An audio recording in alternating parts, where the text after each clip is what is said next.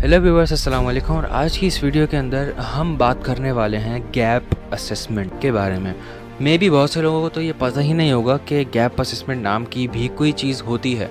So yes, ये basically GRC के अंदर सबसे ज़्यादा होती है, या अगर आपने स्टैंडर्ड्स का कंप्लाइंस का कोई काम करना है, गवर्नेंस से रिलेटेड कोई काम है, कंप्लाइंस से रिस्क मैनेजमेंट का अगर कोई काम है, तो आपको पता होना चाहिए कि what is gap assessment. Gap assessment basically एक प्रोसेस का पार्ट है, एक बहुत बड़े प्रोसेस का छोटा सा पार्ट है जिसको हम कहते हैं गैप असेसमेंट। इसके नाम से ही जाहिर है गैप असेसमेंट मतलब गैप हम निकालते हैं। गैप किस तरह का निकालना होता है, मैं आपको एक सिनेरियो बना के समझाऊंगा। इस पूरी वीडियो को देखने के बाद आपका कॉन्सेप्ट एकदम क्लियर हो जाएगा कि गैप असेसमेंट सच में होता क्या है। सो वीडियो को एंड तक देखिएगा, और कोई सवाल हो तो कमेंट सेक्शन में पूछ सकते हैं, और चैनल को सब्सक्राइब भी कर सकते हैं। स्टार्ट करते हैं वीडियो को। So gap assessment.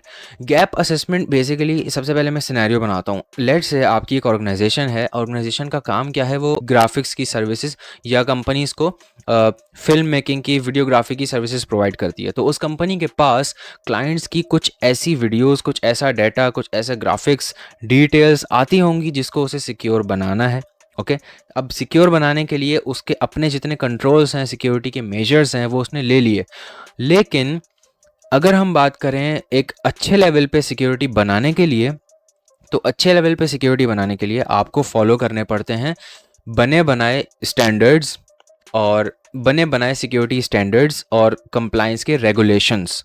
जिसका मतलब क्या है, आईएसओ के 27001 वहाँ पे अप्लाई होगा, क्योंकि वो एक आईटी सर्विसेज प्रोवाइड करने वाली कंपनी है। क्यों? क्योंकि उसके पास कंपनीज का डाटा आ रहा है, डिफरेंट क्लाइंट्स की वीडियोस आ रही हैं, क्योंकि वो ग्राफिक्स की सर्विसेज प्रोवाइड कर रहा है ना। ठीक है, तो आपको क्या करना है, अब उस कंपनी की सिक्योरिटी को बेहतर बनाना है मज़ीद।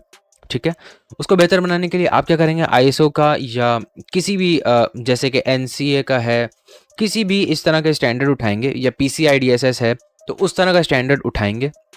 स्टैंडर्ड उठाने के बाद उसके अंदर ना बेसिकली कंट्रोल्स होते हैं।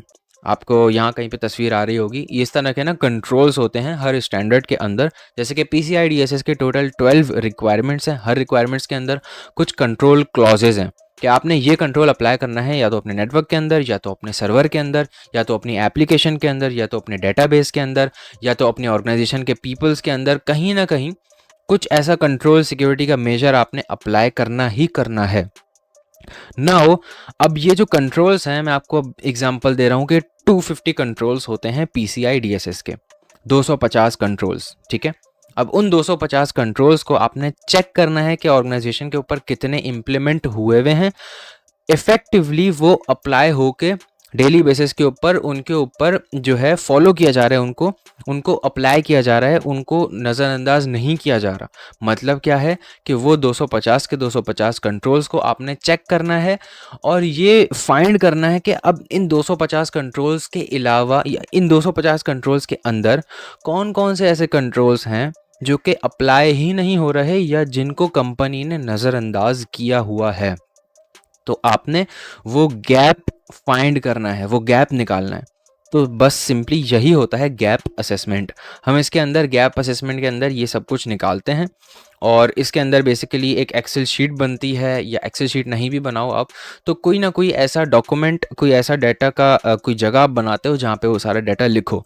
मोस्टली एक्सेल शीट्स के अंदर ही ये काम होता है। कंट्रोल क्लॉजेस को लिख के उसको रिव्यू किया जाता है कंपनी के सारे इंफ्रास्ट्रक्चर को, और ये बताया जाता है कंपनी को कि अब आपको क्या क्या फॉलो करना है, तो फिर जो गैप है उसको फिलअप किया जा सके, और पूरे 250 कंट्रोल्स जो हैं उनसे कंप्लाई कर सकें आप।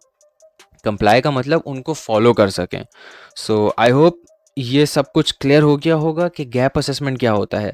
मैं दोबारा से रिव्यू दे देता हूँ। गैप असेसमेंट सिंपली उन इम्प्लीमेंटेबल कंट्रोल्स या उन एप्लीकेबल कंट्रोल्स के अंदर से कुछ ऐसे कंट्रोल्स जो कि अप्लाई नहीं हुए या जिनको फॉलो नहीं किया जा रहा, उनको निकालना होता है कि ये चीज़ें हैं या ये चीज़ें हैं या ये कंट्रोल्स हैं जो आपकी कंपनी अभी अप्लाई नहीं कर रही या फॉलो नहीं कर रही। तो आपको अपनी कंपनी पे ये चीज़ें करना है, ये मेजर्स हैं, ये रिकमेंडेशन है, आप ये करेंगे या एमएफए लगाएंगे। लेट्स से कंपनी के ऊपर 2FA नहीं लगा हुआ, कंपनी का ऑथेंटिकेशन सिस्टम ख़राब है और उसके ऊपर मल्टी फैक्टर ऑथेंटिकेशन नहीं लगा हुआ, तो आपने रिकमेंडेशन में डालना है कि भाई अपनी कंपनी के अंदर हर जगह पे जहाँ पे यूज़र को एक्सेस मिल रहा है वहाँ पे मल्टी फैक्टर ऑथेंटिकेशन अप्लाई करो। तो इस तरीके से ये गैप असेसमेंट होता है और इसकी फिर एंड में जो है कंपनी को या हमारा जो क्लाइंट है, हम जब गैप असेसमेंट कर रहे हैं तो हमारा क्लाइंट वो ग्राफिक्स वाली कंपनी होगी जिसके बारे में मैंने थोड़ी देर पहले आपको एग्जांपल देके बताया था। तो हम उसको बता देंगे कि ये आपका गैप है, तो आप इसको कंप्लीट कर लें। तो जीआरसी के अंदर, रिस्क असेसमेंट के अंदर या जीआरसी के कंप्लायंस वर्क के अंदर गैप असेसमेंट एक छोटा सा पार्ट है जो कि परफॉर्म किया जाता है। आई होप समझ में आ गया होगा आपको। तो बस यहीं तक, मिलता हूँ नेक्स्ट वीडियो में। अपना ख्याल रखिएगा। अल्लाह हाफ़िज़।